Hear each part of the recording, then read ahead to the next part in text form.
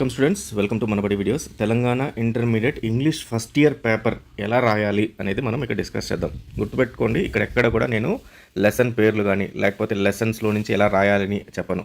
మీకు అసలు కంప్లీట్గా ఏమీ చదవలేదు, ఇంగ్లీష్ ఎగ్జామినేషన్ హాల్లో పోయి కూర్చున్నారు, అయినా సరే మీరు మినిమం పాస్ అవ్వటం ఎలా, చదువుంటే 50-60 మార్క్స్ తెచ్చుకోవటం ఎలా, ఇంకా బాగా చదువుంటే 100% మార్క్స్ తెచ్చుకోవటం ఎలా, 100% అంటే 80 మార్క్స్ తెచ్చుకోవటం ఎలా అనే దానిపైన ఎక్స్ప్లెయిన్ చేస్తాను. మిగతా ఫ్యాకల్టీస్ అందరూ చెప్పారు కదా, టీచర్ చెప్పంటే అది వేరే, ఈ వీడియో వేరే. మిగతా వాళ్ళు చెప్పింది మీకు క్లాస్లో ఏదైతే టీచర్లు సంవత్సరం రోజులు చెప్పారో అదే చెప్తారు, మనం చెప్పేది డిఫరెంట్, ఎగ్జామ్ ముందు రోజు చెప్తాం. కాబట్టి కంప్లీట్గా ఒకసారి వీడియోని అయితే ట్రై చేయండి. అండ్ ఈ పర్టికులర్గా ఈ క్వశ్చన్ పేపర్ని మనబడి గెస్ట్ పేపర్స్ అని చెప్పి దాంట్లో పెట్టున్నారు, దాన్ని ఒకసారి ఓపెన్ చేసుకోండి. నేనైతే క్వశ్చన్ టు క్వశ్చన్ చెప్పను, మొత్తం ఓవరాల్గా ఎలా రాయాలో చెప్తాను. అలాగే దీంతోపాటు నెక్స్ట్ కమింగ్ ఎగ్జామినేషన్స్ ప్రతి ఒక్కటి కూడా నేను ఎక్స్ప్లెయిన్ చేయడం జరుగుతుంది. Telegram and WhatsApp channel link డిస్క్రిప్షన్లో ఉన్నాయి, దాన్ని క్లిక్ చేసి దాంట్లో జాయిన్ అవ్వండి. పేపర్స్ అన్ని దాంట్లో షేర్ చేస్తుంటాను నేను, ఇంపార్టెంట్ క్వశ్చన్స్ అన్నీ కూడా. అండ్ సాంస్క్రిట్ ముఖ్యంగా ఈరోజు ఎగ్జామ్ రాసిన వాళ్ళు, నేను ఇప్పుడు అరౌండ్ 10:30కి 10:40కి చేస్తున్నాను. నేను అంటే మన ఫ్యాకల్టీతో మాట్లాడి చెప్పేది, సాంస్క్రిట్ మనం మనబడిలో వచ్చిన గెస్ట్ పేపర్ ఏవైతే ఉందో ఆ గెస్ట్ పేపర్లో క్వశ్చన్స్ యాజ్ ఇట్ ఈజ్గా మనకు బోర్డులో దిగిపోయి ఉన్నాయి అని చెప్పి మనకు వాళ్ళు రిపోర్ట్ ఇవ్వడం జరిగింది. ఒకసారి కావాలంటే మనం ఇచ్చిన గెస్ట్ పేపరు ఈరోజు వచ్చిన సాంస్క్రిట్ పేపర్ ఫస్ట్ ఇయర్కి ఒకసారి చూసుకోండి, ఎగ్జాక్ట్గా వచ్చాయంటే చాలా క్వశ్చన్స్. We are so. అలాగే ఇంగ్లీష్ కూడా ఇలాగే వస్తుందని కోరుకుందాము. సో ఒక్కొక్క సెక్షన్ అయితే చూద్దాం. తెలుసు, ఇవి టోటల్గా 3 సెక్షన్స్ ఉంటాయి, section A, section B and section C. మొత్తం 80 మార్కులకు ఉంటాయి, ఎగ్జామినేషన్ పేపర్ 80 మార్క్స్కి ఉంటాయి. సో దీంట్లో మనకు ఫస్ట్ సెక్షన్ ఏదైతే ఉందో సెక్షన్ ఏ టోటల్గా మనకు 24 మార్క్స్కి ఉంటాయి. అంటే 3 క్వశ్చన్స్ ఇస్తారు, 3 క్వశ్చన్లో మనకు 2 క్వశ్చన్, ఒక్కొక్క క్వశ్చన్లో మళ్ళీ 2 రాయాల్సి ఉంటుంది అనమాట. చాయిస్ ఉంటాయి దీంట్లో, చాయిస్లో 3 కలిపి 2 రాయాలి. సో 2టికి కలిపి 4 మార్క్స్ వస్తారు, టోటల్గా 8 మార్క్స్. అంటే ఒక్క క్వశ్చన్కి ఇది 8 marks, next 8 marks, 8 marks, 8 marks, అట్లా టోటల్గా సెక్షన్ ఏ మొత్తం కలిపి మనకు 24 మార్క్స్ ఉంటాయి. సెక్షన్ బి 56 మార్క్స్ ఉంటుందన్నమాట. సో ఫస్ట్ మీరు ఏదైనా సరే పేపర్ ఇచ్చినప్పుడు 10 నుంచి 15 నిమిషాలు ఫస్ట్ పేపర్ని తరోగా చదవండి. మోస్ట్ ఆఫ్ ది టైమ్స్ పేపర్లోనే, ఇదే పేపర్ కాదు ఏ పేపర్ అయినా సరే మనకు ఆన్సర్స్ దాంట్లోనే వచ్చేస్తాయి అన్నమాట. సో మనం ముఖ్యంగా గుర్తుపెట్టుకోవాల్సింది, టైం వేస్ట్ అనేది జరగకూడదు. 15 minutes 10 to 15 minutes question paper చదివిన తర్వాత ఆన్సర్లు దీంట్లో వస్తాయని మనకు తెలిసిన తర్వాత, కాన్ఫిడెన్స్ లెవెల్స్ పెరిగిన తర్వాత, ఆన్సరింగ్ చేసిన తర్వాత మనం ఎలా రాయాలి. సెక్షన్ ఏ 20 మినిట్స్ నుంచి 60 మినిట్స్, మ్యాక్సిమం 1 అవర్ కన్నా సెక్షన్ ఏ పైన మనం ఫోకస్ చేయకూడదు. దాంట్లో సెక్షన్ ఏలో మనం ఎంత టైం తగ్గించుకుంటే సెక్షన్ బిలో మనం అంత టైం అనేది పెంచుకోవచ్చు. సెక్షన్ బికి వచ్చేసరికి మనకు 1.5 అవర్ ఖచ్చితంగా సెక్షన్ బి ఉండాలి. 1.5 అవర్ ఇతని ముందర ఒక హాఫ్ అన్ అవర్ నుంచి 45 మినిట్స్ తీసుకుంటే రిమైనింగ్ టైం 15 నిమిషాల ముందు మనం చదువుకోవడానికి question paper, and remaining 15 to 20 minutes ఫైనల్గా రివిజన్కి మాత్రం పెట్టుకోండి. ప్రతి ఒక్క క్వశ్చన్ పేపర్లో లాస్ట్ 15 నిమిషాలు రివిజన్ చేసుకోవాలి, అది మాత్రం చాలా ముఖ్యం. నా ఒక్కొక్క సెక్షన్ గురించి చూద్దాము. సో ఒక్కొక్క ఆన్సర్కి ఇందాక చెప్పినట్టుగా 4 మార్క్స్ ఉంటుంది. సో ఒక్కొక్క ఆన్సర్ మనకు 100 వర్డ్స్లో కన్నా ఎక్కువ మీరు టైం వేస్ట్ చేయకండి. అంటే మనకు 8 to 10 మినిట్స్ ఒక ఆన్సర్ కంప్లీట్ అయిపోవాలి. ఒక ఆన్సర్ ఏదైనా సరే 100 వర్డ్స్ అనే దానిపైన కానీ వేస్ట్ చేయకండి. ఒక్కో దానిపైన 15 నిమిషాలు 20 నిమిషాలు పెట్టుకొని కూర్చోబాకండి. అలా మీకు ఈ ఆన్సర్ గురించి ఏమీ తెలియదు అనుకోండి, ఫస్ట్ మీరు గుర్తుపెట్టుకోవాల్సింది ఇంగ్లీష్ చదివేటప్పుడు లెసన్స్ నేమ్స్ గుర్తుపెట్టుకోండి ఆర్డర్లో. ఫస్ట్ లెసన్ నుంచి లాస్ట్ లెసన్ దాకా అన్ని లెసన్ నేమ్స్ గుర్తుపెట్టుకోండి, అండ్ ఆథర్ నేమ్స్ గుర్తుపెట్టుకోండి. ఇది చాలు, దీంట్లోనే మనకు మార్కులు అనేది వస్తాయి. సో పేపర్ రుద్దేటప్పుడు వీళ్ళకి ఒక మార్కింగ్ స్కీమ్ అని ఉంటుంది. ఈ మార్కింగ్ స్కీమ్లో మీరు lesson name and author name కానీ రాస్తుంటే మీకు మినిమం 1 మార్క్ అయితే ఖచ్చితంగా వాళ్ళు ఇవ్వాల్సిందే. కాబట్టి ఇక్కడ 1 మార్క్ పడిపోతుంది. ఆ రకంగా మీరు లెసన్ నేమ్ ఆథర్ నేమ్ రాసిన 1, 2, 3 ఆల్మోస్ట్ 6 క్వశ్చన్స్కి 6 మార్క్స్ ఇక్కడ వచ్చేసినట్టే మీకు. అదే మనం దాన్ని ఇంప్రూవ్ చేసి ఇంకొంచెం బాగా రాస్తే, ఇంప్రూవ్ అంటే ఎలా రాయాలి. ఫర్ ఎగ్జాంపుల్ ఫస్ట్ క్వశ్చన్ తీసుకున్నారనుకోండి, ఫస్ట్ క్వశ్చన్లో this question is from the lesson అని చెప్పేసి క్లియర్గా రాసి, ద లెసన్ నేమ్ అనేది రాసి పైన 2 ఇన్వర్టెడ్ కామాస్ పెట్టి ఈ లెసన్ నేమ్ అనేది ఇక్కడ రాసేయాలి. తర్వాత the lesson talks about, second లైన్లో ద లెసన్ టాక్స్ అబౌట్, ఈ లెసన్ దేని గురించి చెప్తోంది దాని గురించి రాయాలి. దాని గురించి సెంటెన్సెస్ 2-3 సెంటెన్సెస్ రాయాలి. దెన్ థర్డ్ సెంటెన్స్కి వచ్చి, థర్డ్ దీనికి వచ్చినప్పుడు ద మెయిన్ ఐడియా ఈజ్, అంటే ఆ లెసన్ మెయిన్ దాని గురించి ఏంటి అనేది మనం లెసన్ గురించి రాయాలి. తర్వాత thus the lesson gives a moral message about, moral message ఏంటి ఈ లెసన్ గురించి, ఇట్లా సెంటెన్స్ స్టార్ట్ చేసి దాని కింద మీరు కానీ ఆన్సర్స్ ఇట్లా ఈ రకంగా లైన్ బై లైన్ కానీ ఇవ్వగలిగితే కళ్ళు మూసుకొని మీకు దాంట్లో మీరు తప్పులు రాసినప్పటికీ కూడా ఒక్కొక్క దానికి 2 మార్కులు కరెక్ట్‌గా ఇచ్చేస్తారు. ఈ నేను చెప్పిన ఫార్మాట్‌లో. మీరు కరెక్ట్‌గా రాశారనుకోండి ఇంకొక 1 మార్క్ నుంచి ఇంకొక 2 మార్కులు వస్తాయి. అంటే ఫుల్ మార్క్స్ మనకొస్తాయి. హ్యాండ్ రైటింగ్, ప్రెజెంటేషన్ టిప్స్ బట్టి ఉంటాయి. అవి లాస్ట్‌లో చెప్తా. సో, ఈ ఫస్ట్ సెక్షన్‌ని నేను చెప్పిన విధంగా రాసి వీటిని స్మాల్ పారాగ్రాఫ్స్‌లో 2 పారాగ్రాఫ్స్‌లో సో, ఫస్ట్‌ది ఏదైతే మనం ద లెసన్ ఈజ్ అబౌట్ అని చెప్పేసి తర్వాత సెకండ్ లైన్ అట్లా రాసేసిన తర్వాత మొత్తం కలిపి మనకు ఇవంతా కలిపి ఒక 2 పారాగ్రాఫ్ మించకూడదు. అండ్ ప్రతి ఒక్కటి కూడా సెపరేట్ బ్లాక్ లాగా కనబడాలి. తర్వాత లెసన్ నేమ్ ఏదైతే మనం స్టార్టింగ్‌లో లెసన్ నేమ్ చెప్పామో దాని కింద అండర్‌లైన్ ఇవ్వటము, ఆథర్ నేమ్ కింద అండర్‌లైన్ ఇవ్వడం రాయాలి. ఒకటి గుర్తుపెట్టుకోండి, మీకు ఆథర్ నేమ్ గుర్తు రాలేదనుకోండి, ద ఆథర్ ఈజ్ అని చెప్పి ఏదైనా రాశారనుకోండి దానికి అండర్‌లైన్ ఇవ్వబాకండి. అంటే ఆథర్ ఈజ్ అని రాసేయండి ఆథర్ నేమ్ ఏదో ఒకటి మీకు. కానీ అండర్‌లైన్ ఇవ్వబాకండి. అండర్‌లైన్ ఇస్తే ఏమవుద్దంటే ఫ్యాకల్టీ పేపర్ రుద్దే ఆయన కళ్ళు అక్కడికే వెళ్తాయన్నమాట. సో, మీరు ఆథర్ నేమ్ రాస్తే మొత్తం ఆన్సర్‌ని తప్పు కొట్టేస్తాడు. సో, కాబట్టి మీకు ఆథర్ నేమ్ కాన్ఫిడెంట్‌గా తెలిస్తే అండర్‌లైన్ రాయండి. లేకపోతే వదిలేయండి. కాబట్టి లెసన్ పేరు, ఆథర్ నేమ్ మాత్రం ఖచ్చితంగా చదువుకోండి. తర్వాత పెద్ద బ్లాక్స్ ఏం రాయాల్సిన అవసరం లేదు. ఇది మొత్తం మనకు గుర్తుపెట్టుకొని 4 మార్క్స్ ఒక ఆన్సర్‌కి. సో, పెద్ద బ్లాక్స్ రాయాల్సిన అవసరం లేదు. కొంచెం రాయొచ్చు సరిపోద్ది. తర్వాత ఒక లైన్ గ్యాప్ ఆన్సర్‌లో ఒక్కొక్క దానికి ఒక్కొక్క లైన్ గ్యాప్ వదలండి. సో, దీని ద్వారా ఏమవుతుందంటే పేజీలో ఈ ఆన్సర్ ప్రెజెంటేషన్ పెద్దదిగా కనబడుతుందన్నమాట. అండ్ ఓవరాల్‌గా 100 వర్డ్స్ మించకుండా చూడండి ఒక్కొక్క ఆన్సర్. సో, ఈ విధంగా మనం ప్రెజెంట్ చేయగలిగితే మనకు వచ్చిన అంటే ఏవైతే క్వెషన్స్ ఉన్నాయో దీనికి ఫస్ట్ సెక్షన్‌లో మీరు ఏమి చదవకుండా పోయినా కూడా ఆథర్ నేము తర్వాత లెసన్ నేమ్ రాస్తే 6 మార్కులు. కొంచెం పర్వాలేదు సగం చదువుకొని పోయి ఈ క్వెషన్ పేపర్ చదువుకొని పోతే ఇంకొక 10 మార్కులు టు 12 మార్కులు ఈజీగా వస్తాయి. లేదు బాగా చదువుకొని పోతే మొత్తం టోటల్‌గా మనకి ఇంకొక 6 మార్క్స్ అంటే టోటల్‌గా 24 మార్క్స్ వచ్చేస్తాయి. మీరు మామూలుగా చదవకుండా పోతే 6 మార్కులు, కొంచెం చదివిపోతే 10 మార్కులు. ఈ కొంచెంలో మనబడి పేపర్ చదవండి సరిపోద్ది. ఓకే. దెన్ సెక్షన్ బికి వెళ్దాం. సెక్షన్ బి ఎలా చేయాలి? సెక్షన్ బిలో పారాగ్రాఫ్ ఆన్సర్స్ ఇస్తారు. పారాగ్రాఫ్ చదువుకోవాలి, క్వశ్చన్ ఆన్సర్స్ దానికి రిప్లై ఇవ్వాలి. ఇది బెస్ట్ స్కోరింగ్ అంటే ఇది. సో, ఇప్పుడు ఇక్కడ ఎట్లా చదవాలి? పారాగ్రాఫ్ చదివి అర్థం చేసుకోవటం అయితే ఆ నాలెడ్జ్ అయితే మనకు ఉంటుంది కాబట్టి వీటికి 4 మార్క్స్, దీనికి ఒక 4 మార్క్స్ వస్తాయి. ఫస్ట్ మీరు పారాగ్రాఫ్ ఇవ్వగానే చదవాల్సింది ఏంటంటే క్వశ్చన్స్ చదవాలి. ఫర్ ఎగ్జాంపుల్ ఇక్కడ క్వశ్చన్ చూడండి. Mention the unique feature of this temple in terms of construction materials used. ఇది అండర్లైన్ చేసుకోండి. కన్స్ట్రక్షన్ మెటీరియల్ గురించి అని చెప్పమన్నారు. సో, కన్స్ట్రక్షన్ మెటీరియల్ అనగానే అట్లా ప్రతి ఒక్క క్వశ్చన్ చదువుకొని దీంట్లో వీళ్ళు ఏం అడిగారో దాన్ని అండర్లైన్ చేసుకోండి. తర్వాత క్వశ్చన్ చదవండి. అప్పుడు క్వశ్చన్ చదివినప్పుడు ఏమవుతుందంటే ఎక్కడైనా సరే మీకు కన్స్ట్రక్షన్ మెటీరియల్ అని కనపడిందంటే దాని చుట్టుపక్కల ఉన్నదే ఆన్సర్ అనమాట. దాన్ని అండర్లైన్ చేసుకుని దాని ఆన్సర్ రాస్తే సరిపోద్ది. అదే మీరు పారాగ్రాఫ్ని ఫస్ట్ చదివి తర్వాత క్వశ్చన్స్ చదివారు అనుకోండి, పారాగ్రాఫ్ చదవగానే మీకు కన్ఫ్యూజ్ అయిపోతారు.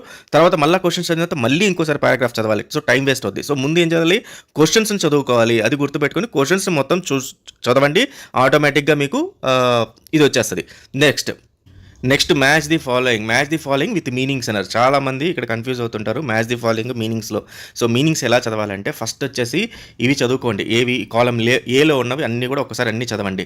ఏంటి? Invariable, adamant, facet, verbal, massive, penetrative, transverse.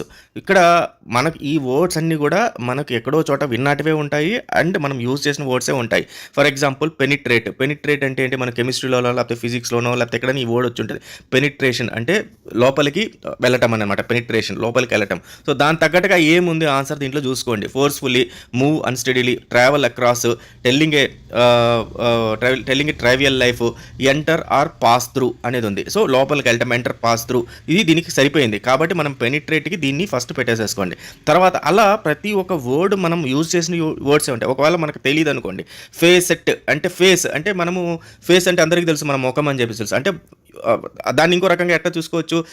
Can't you face మీ, నన్ను నువ్వు ఎదుర్కోలేవా అని అర్థము. సో, ఫేస్ అంటే మన ఫేస్ చూపించటము ప్లస్ ఎదుర్కోవటము. సో, దీనికి ఏం అర్థం వస్తుంది అనేది మనం ఆలోచించగలిగితే ఆ వర్డ్ మనకు తెలియాల్సిన అవసరం లేదు. దాని తగ్గట్టుగా దానికి సంబంధించినటువంటి కూడా కనబడతాయి అనమాట. సో, అవి మనం చూసుకొని ఫస్ట్ మనకు తెలిసినవి ఏవైతే ఉన్నాయో వాటిని టిక్ చేసేసుకొని తెలియనాటివి మళ్ళీ లాస్ట్లో మిగిలినటివి చూసుకోవాలి. సో, ఫస్ట్ మనకి తెలిసింది ఫర్ ఎగ్జాంపుల్ నేను పెనిట్రేట్ అన్నాను, ఎంటర్ పాస్ త్రూ ఫైల్ ఉంది. సో, దీనికి నాకు వచ్చేసిన ఆన్సర్ కాబట్టి ఇది కన్ఫర్మ్. ఇప్పుడు నేను ఫేస్ సెట్కి నాకు ఆన్సర్ రాలేదు, నేను ఇంకోటి చెక్ చేసుకుంటా. మ్యాసివ్ అంటే పెద్దదిగా, మ్యాసివ్ చాలా పెద్దది అని అర్థం అనమాట. Dinosaur is a massive creature అంటాం. సో, మ్యాసివ్ అంటే పెద్దది. సో, పెద్దది అనేది ఎక్కడ ఉందో చెక్ చేసుకుంటాం. సో, ఒకవేళ ఎక్కడైనా లోపల ఉందనుకో మనకు, సో దాన్ని టిక్ చేసుకుంటాం. 2 ఇప్పుడు ఈ 2 మనకు కన్ఫర్మ్ కావచ్చు, మిగతావి రావు. సో, ఈ మిగతావి మిగిలినటివి వాటిని ఒకదాన్ని దగ్గరుండేవి ఒక 4-5 చదవగలిగితే ఆన్సర్ ఆటోమేటిక్గా మీకు ఆ మిగతా వాటికి ఆన్సర్లు కూడా తెలిసిపోతాయి. సో, ఆ రకంగా ఈ మన సెక్షన్ ఏదైతే match the following question number 6 అనేది ఈజీగా మనం ఆన్సర్ చేసేసుకోవచ్చు. Then question number 7 parts of speech అనేది రాయాలి. దీంట్లో నౌన్, వర్బ్, అడ్జెక్టివ్ ఏవైతే ఉంటాయో అవి క్లియర్గా రాయాలి. సో పార్ట్స్ ఆఫ్ స్పీచ్లో గుర్తుపెట్టుకోండి, ఒక 4 టిప్స్ చెప్తా. ఈ 4 టిప్స్ గుర్తుపెట్టుకోండి, వీటినే రాసేసేయండి. వీటిలో ఈ 4 గుర్తుపెట్టుకోండి. మీకు సార్ వాళ్ళు చెప్పుంటారు, కానీ నేను మళ్ళీ చెప్తాను, గుర్తుపెట్టుకోండి.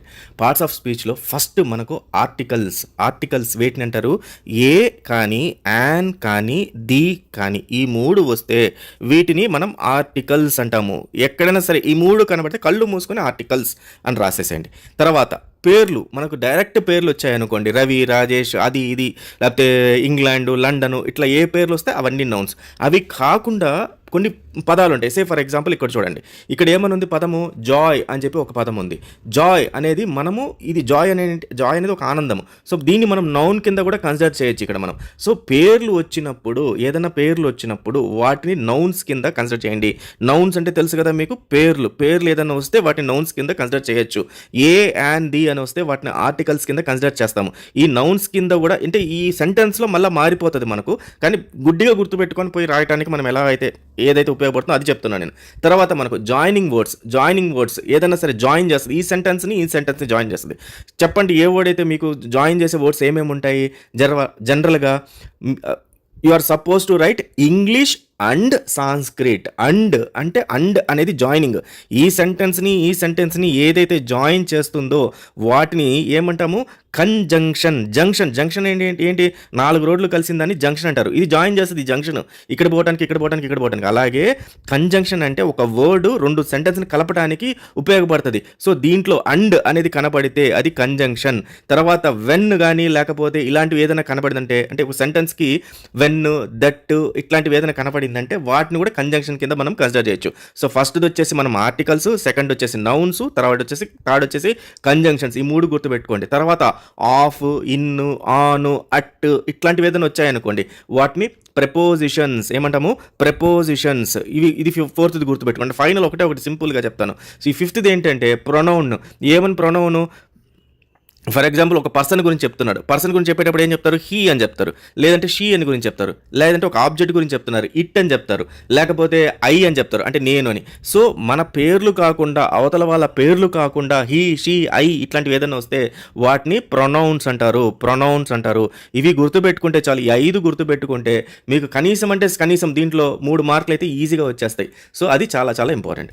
Next fill 8th question. దీన్ని మనం ఏం చేయాలి అంటే ఆర్టికల్స్తో మనం నింపేయాలి. ఆర్టికల్స్ ఏవేవి? ఏ, యాన్, ది, ఈ 3 ఆర్టికల్స్ అంటారు, గుర్తుపెట్టుకోండి.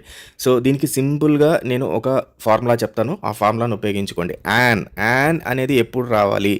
ఏ, ఈ, ఐ, ఓ, యు, ఈ వీటిల్లో లెటర్లతో ఏదన్నా సరే ఒక సెంటెన్స్ ఫామ్ అయ్యింది అంటే, ఒక వర్డ్ ఉంది అంటే ఆ వర్డ్ ముందర యాన్ రావాలి. ఎగ్జాంపుల్ ఇక్కడ చెప్తాను చూడండి. Okay, Ramayana is an epic. ఈ ఉంది, ఇక్కడ ఈ ఉందా? సో ఈ ఉంది కాబట్టి దీని ముందు ఏం రావాలి? యాన్ రావాలి. సో యాన్ దానికి వస్తుంది. తర్వాత ఇది యాన్కి, అది గుర్తుపెట్టుకోండి గుడ్డిగా. ది అనేది ఎప్పుడు వస్తుంది? మామూలు వాటికన్నా ఎక్కువ, లేకపోతే ప్రతిసారి జరిగేది, లేకపోతే మ్యాసివ్ ఉండేది, ఇట్లాంటివన్నిటిని కూడా ది అని చెప్తాం. అంటే ప్రతిసారి జరిగేది, అంటే మనం పొద్దున సాయంత్రం ప్రతిసారి జరుగుతుంది కదా. రామాయణం అనేది పెద్దది, మ్యాసివ్ కదా. సో ఇలాంటి వాటికి అన్నిటికి కూడా ది రావాలి. ఫర్ ఎగ్జాంపుల్ ఇదే ఎగ్జాంపుల్ చూస్తే Ramayana is an epic. The Ramayana massive, Ramayanam అనేది ఒక పెద్దది కాబట్టి Ramayana is an epic. Next ఇంకేముంది ఇక్కడ మనకు? ఇంకేదన్నా ఒకటి ఇంకా ఎగ్జాంపుల్, దీకి ఇంకొక ఎగ్జాంపుల్ ఏంటంటే ది గ్రౌండ్. సో గ్రౌండ్ అనేది ఏదేది? పెద్దది గ్రౌండ్ అనేది, కాబట్టి ది గ్రౌండ్ అని చెప్పేసి మనం ఇస్తాము. అలాగే ఇంకేమన్నా ఉందా పెద్దవి కానీ లేకపోతే రెగ్యులర్గా అయ్యేవి? మార్నింగ్ అనేది, మార్నింగ్ అండ్ ఈవినింగ్ ఎప్పుడు జరుగుతుంది? రోజు జరుగుతుంది. మార్నింగ్ వస్తుంది, ఈవినింగ్ వస్తుంది. సో ఇలాంటప్పుడు ఏం చేస్తాం? ది అని పెడతాము. గుడ్డిగా పెట్టేయటమే అంతే. రెగ్యులర్గా జరిగేవి, మ్యాసివ్గా ఉండేవి, వీటికన్నిటికీ ది అని పెడతాం. యాన్ అయిపోయింది, ది అయిపోయింది, ఇంకా మిగిలింది ఏంటి? ఏ. మిగిలిన వాటికన్నిటికీ ఏ పెట్టేసేయండి. ఈజీగా 4 మార్కులు ఇక్కడ కొట్టుకొని వెళ్ళిపోవచ్చు. సో 2 క్వశ్చన్లు ఉన్నాయి మనకు. సో ఈ 2 క్వశ్చన్లో కూడా సేమ్ ఉంటాయి. ఇది సెకండ్ ప్రెపోజిషన్స్. సో ప్రెపోజిషన్స్ గురించి మళ్ళీ డిస్కస్ చేద్దాం. ముందైతే ఈ వీటిల్లో ఈ ఏ, యాన్, ది ఏవైతే ఉన్నాయో ఆ యాన్, ది ఈ రకంగా గుడ్డిగా గుర్తుపెట్టుకుని ఈజీగా రాసేయి. నెక్స్ట్ ప్రపోజిషన్స్ అంటే ఏంటి? దాని గురించి పెద్ద ఇది అవసరం లేదు. 4 గుర్తుపెట్టుకోండి. ప్రపోజిషన్స్, పొజిషన్ అంటే ఒక ప్లేస్కి సంబంధించి ఏదన్నా వచ్చినప్పుడు మీరు కళ్ళు మూసుకొని ఇన్ అనేది రాయండి. In Hyderabad, in India, in the box, in Godavari. అర్థమైందా? ఇది ఇన్ అనేది ప్లేస్కి సంబంధించినప్పుడు రాయండి. ఇన్సైడ్ కానీ అంటే లోపల ఉన్న లేకపోతే ఒక పెద్ద ఏరియాని గురించి ఇచ్చినప్పుడు ఇన్ అనేది రాసేసేయండి. ఇది గుర్తుపెట్టుకోండి. First preposition in. Second preposition on అనేది ఎప్పుడు వస్తుంది? ఏదన్నా ఒక సర్ఫేస్, ఏదన్నా ఒక దానిపైన, అంటే for example I will on Monday, అంటే ఆన్ మండే రోజు నాకు ఎగ్జామ్ ఉంది. I have exam on Monday, ఆ రోజు ఆన్ మండే. లేదంటే దేనిని ఒక దాని పైన ఆన్ టేబుల్, లేకపోతే ఆన్ ద రోడ్ అనేది ఆన్. సో ఏదైనా పైన, ఒక రోజు పైన కానీ, ఒక వస్తువు పైన కానీ, ఒకరి పైన కానీ వచ్చినప్పుడు ఆన్ అని వస్తుంది. ఇందాక చెప్పినట్టు ఇన్ ఎప్పుడు వస్తుంది? ప్లేసెస్ పైన వచ్చినప్పుడు ఇన్ వస్తుంది, పెద్ద ఏరియాస్ ఉన్నప్పుడు ఇన్ వస్తుంది, ఒక దాని పైన వచ్చినప్పుడు ఆన్ వస్తుంది. తర్వాత నెక్స్ట్ అట్ గుర్తుపెట్టుకోండి, ఏటి అట్. సో అట్ అనేది ఎప్పుడు వస్తుంది మనకు? Exact place. So I have exam at Chaitanya college, I have exam at Narayana college. Exact place కానీ ఎగ్జాక్ట్ పాయింట్ చెప్పేటప్పుడు I will wait at the bus stop. The time is I will wait at 5 PM. ఒక specific time కానీ, ఒక specific place కానీ, ఒక specific location కానీ ఏదైనా చెప్పేటప్పుడు అట్ వస్తుంది. స్పెసిఫిక్గా చెప్తున్నామా లేదా? ఇందాక మీకు ప్లేసెస్ గురించి చెప్పాను, ఇన్ అని చెప్పాను. ఐ స్టే ఇన్ హైదరాబాద్ అని మనం చెప్పచ్చు. అలాగే అట్ అనేది I stay at Kukatpally, I stay at Jubilee hills అని అట్లా చెప్పచ్చు. సో అంటే మనం స్పెసిఫిక్గా హైదరాబాద్లో ఎక్కడ ఉంటున్నాము? జూబ్లీ హిల్స్లో ఉంటాం కాబట్టి అట్ జూబ్లీ హిల్స్ అంటాము. అంతే తప్పితే ఇన్ జూబ్లీ హిల్స్ అనము. ఎందుకంటే మనం ఇన్ జూబ్లీ హిల్స్ కూడా మామూలుగా అనొచ్చు, ఎందుకంటే జూబ్లీ హిల్స్ ఒక పెద్ద ఏరియా కాబట్టి. సరే, కన్ఫ్యూజ్ అవ్వకండి. ఇన్, ఆన్, అట్ ఇది మేజర్గా. అండ్ ఫైనల్గా మనకు ఈ ఫిక్స్డ్ కాంబినేషన్స్ కొన్ని వస్తుంటాయి అనమాట. అంటే ఫర్ ఎగ్జాంపుల్ ఫర్ కానీ, ఫ్రమ్ కానీ, ఆఫ్ కానీ, ఇన్ కానీ ఇవన్నీ వస్తుంటాయి. ఫర్ గుడ్ ఫర్ హెల్త్ అని అర్థం. ఫర్ దేనికంటే vegetables are good for health అని. ఫర్ అంటే ఏదైనా ఒక 2 సెంటెన్స్ కలిపి దీనివల్ల మనకు ఉపయోగం ఉంది అన్నప్పుడు ఫర్ అనేది ఉపయోగించుకోవాలి. సో ఈ రకంగా 4 ప్రపోజన్స్ గుర్తుపెట్టుకోండి. మోస్ట్లీ వీటిలోనే వస్తాయి, కన్ఫ్యూజ్ అవ్వకండి. కొంచెం ఆలోచించగలిగితే మాత్రం ఈజీగా చేయొచ్చు. నెక్స్ట్ వర్బ్స్ సంబంధించి ఇది చాలా చాలా ఈజీ, గుర్తుపెట్టుకోండి. ఒక వర్క్ ఏదైనా సరే, ఒక పని అయిపోయింది అంటే మనకు అది సింపుల్ పాస్ట్, అంటే వర్బ్ని ఏమంటాము? సింపుల్ పాస్ట్ వర్బ్ కింద కన్సిడర్ చేస్తాము. తర్వాత ఒక వర్క్ ఎప్పుడో స్టార్ట్ అయ్యి ఇంకా ఇప్పటికీ జరుగుతూనే ఉంది అనుకోండి, దాన్ని ఏమంటే present continuous or past continuous. Past నుంచి ఇప్పుడు దాకా జరుగుతుంది కాబట్టి పాస్ట్ కంటిన్యూస్ అంటాము. సో మనం పాత నుంచి ఇప్పుడు దాకా జరిగేదాన్ని పాస్ట్ కంటిన్యూస్ అంటాము, ప్రజెంట్ జరిగేదాన్ని సింపుల్ పాస్ట్ అంటాము. ఈ 2 గుర్తుపెట్టుకోండి, సరిపోద్ది. మోస్ట్లీ వీటిలోనే వస్తుంది. ఫర్ ఎగ్జాంపుల్ ఇది చూడండి, while I dash grammar A student raised a doubt. While నేనేం చేస్తున్నాను? ఏం చెప్తున్నాను? గ్రామర్ చెప్తున్నప్పుడు ఒక స్టూడెంట్ డౌట్ రేజ్ చేశారు. ఎప్పటి నుంచి చెప్తున్నా? నేను గంట నుంచి చెప్తున్నా. సో నేను ఎప్పటి నుంచి? పాస్ట్ నుంచి ఇప్పటిదాకా చెప్తూనే ఉన్నాను నేను. అంటే పాస్ట్ నుంచి కంటిన్యూస్, పాస్ట్ నుంచి ఇప్పుడు కంటిన్యూ చేస్తున్నాను. ఎప్పుడైనా సరే పాస్ట్ కంటిన్యూస్ అనేది వస్తే ఐఎన్జీ అనేది రావాలి, ఆ వర్డ్కి ఐఎన్జీ రావాలి. వైల్ టీచ్కి ఐఎన్జీ యాడ్ చేయండి. సో పాస్ట్ నుంచి ఇప్పుడు దాకా చెప్తుంటే ఐఎన్జీ అని పెట్టేస్తే చాలు. సో వైల్ ఐ టీచింగ్ రాదు కాబట్టి వైల్ ఐ టీచింగ్ అనేది మనకు రాదు కాబట్టి ముందు ఇంకొక వర్డ్ పెడతాం, వాజ్. ఎందుకంటే పాస్ట్ కాబట్టి వాజ్, ప్రెజెంట్ అయితే ఈజ్. కాబట్టి పాస్ట్ నుంచి ఇప్పుడు దాకా చెప్తున్నాం కాబట్టి వాజ్ అని చెప్తాము. అలాగే వాళ్ళు ఇచ్చిన వర్డ్కి ఐఎన్జీని యాడ్ చేస్తాము. సో అప్పుడు ఏమవుద్ది? టీచ్ ప్లస్ ఐఎన్జీ ఏమవుద్ది? Teaching. While I was teaching, అప్పటి నుంచి ఇప్పటి దాకా చెప్తున్నా, నేను మధ్యలో ఆపేయలేదు, ప్రెజెంట్ కంటిన్యూ చేస్తున్నా. ఎప్పుడు స్టార్ట్ చేసా? గంట ముందు స్టార్ట్ చేశా కాబట్టి టీచింగ్ అని వస్తుంది. సో ఇది పాస్ట్ కంటిన్యూస్, అది గుర్తుపెట్టుకోండి. తర్వాత ఎవరైనా చచ్చిపోయారు, లేదంటే అయిపోయింది. మనకు ఎప్పుడో ఇండిపెండెన్స్ 1947లో వచ్చింది, అయిపోయింది, అంతే అయిపోయింది. లేదంటే పాస్ట్లో ఒకరు చచ్చిపోయారు, అప్పటి నుంచి ఇప్పటిదాకా చావారు కదా, ఒకసారి చచ్చిపోతారు. అట్లా ఎవరైనా చచ్చిపోయినప్పుడు దాన్ని ఏమంటాం మనము? సింపుల్ పాస్ట్ అంటాము. Simple past. For example last week my rose plant die అన్నాడు. సో దీనికి సింపుల్ పాస్ట్ ఎప్పుడు కూడా లాస్ట్లో డి అంతే, ఆపేస్తాం. ఇంగ్ రాదు. ఐఎన్జీ అంటే కంటిన్యూ అవుతున్నట్టు, ఐఎన్జీ లేకపోతే అది ఆగిపోయినట్టు. డైడ్ అంటే చచ్చిపోయాడు. సో పాస్ట్లో చచ్చిపోయాడు కాబట్టి డి అని పెడతాం, అంతే. దీనికి ముందర వాజ్ కానీ ఇంగ్ కానీ పెట్టాం. సో ఈ రెండింటిని గుర్తుపెట్టుకోండి. ఆల్మోస్ట్ అన్ని కూడా మనకు ఫర్ ఎగ్జాంపుల్ ఇది కూడా చూడండి, గాంధీ డాష్ ఇన్ 1948. చచ్చిపోయారు ఒకసారి గాంధీ, మళ్ళీ చచ్చిపోయారో లేదు, 1940లో చనిపోయారు కాబట్టి మనం ఏమంటాము? గాంధీ ఏం పెట్టాలి? డి పెట్టాలి. మనం ఓల్డ్ ముందర దేని పెట్టాలి? అవేడ్ కాదు కదా, పాస్ ముందర పెట్టాలి. Passed, PASSD, passed. So PASSD అనేది కరెక్ట్ వర్డ్ కాదు కాబట్టి మనం ఇంకొక లెటర్ మిస్ అయింది కాబట్టి passed, PASSED, passed. Gandhi passed away in 1948. So ఇది పాస్ట్ ఇది సింపుల్ పాస్ట్ అనమాట. సో ఐఎన్జి డి ఈ రెండు గుర్తుపెట్టుకుంటే you can easily write this verb గురించి సంబంధించి రాసేయచ్చు. అలాగే rewrite any 4 of the following sentences directed. So ఈ 11th సెక్షన్ అనేది కొంచెం దీని గురించి ఎక్స్ప్లెయిన్ చేస్తే మీకు గంట పడుతుంది, కాబట్టి 11th సెక్షన్ మాత్రం స్కిప్ చేస్తున్నాను. మీకు తెలిసిన వాళ్ళు ఎవరైనా ఉంటే దాని అయితే ఒకసారి మీరు ఓన్గా చదువుకోండి. Then 12th. సో వీటిలో సెంటెన్సెస్ మనం మాట్లాడే సెంటెన్సెస్ ఉంటాయి. సో వాటిని వాళ్ళు ఇచ్చుంటారు. సో దాన్ని మనం మార్చుకొని చూసుకోవాలి. హీఈస్ అఫ్రైడ్ విత్ డార్క్నెస్తో కలిపి వాళ్ళు అఫ్రైడ్ అవుతారు అని చెప్పేసి ఇచ్చారు. సో దీని విత్ రాదు, ఆఫ్ అనేది వస్తుంది. సో ఇవి ఏంటంటే మనకు రోజు మాట్లాడే మాటలు వాటిలో వస్తుంది. For example second, she is my cousin sister. So cousin అంటేనే సిస్టరో లేకపోతే బ్రదరో అని, మళ్ళీ సిస్టర్ అనేది అవసరం లేదు. షీ అనేది మనం చెప్పాం కాబట్టి షీ ఈజ్ మై కజిన్ అంటే సరిపోతుంది. ఇట్లా ఇది కొంచెం మాత్రం మనం ఓన్గా బ్రెయిన్ అయితే ఉపయోగించాల్సి ఉంటుంది. సో వీటికి ఇంకా నెక్స్ట్ ఈ 4 సెక్షన్స్ సంబంధించి మళ్ళీ ఇంకొక వీడియో చేస్తాను. ఒకసారి మీకు ఇంట్రెస్ట్ ఉన్న వాళ్ళు కామెంట్స్ పెట్టండి. మళ్ళీ నేను ఈ 4 సెక్షన్స్ మళ్ళీ సపరేట్గా ఇంకో వీడియో చేసి పెడతాను. ఎందుకంటే ఈ వీడియో ఇప్పటికే చాలా లెంత్ అయిపోయింది. అసలు లాస్ట్ దాకా చూసారు లేదా ఎవరు తెలియదు, కాబట్టి మీకు ఇంట్రెస్ట్ ఉంటే కామెంట్ పెట్టండి. మళ్ళీ ఈ 4 సెక్షన్స్ నేను మళ్ళీ సపరేట్ వీడియో చేస్తాను. So all the best friends.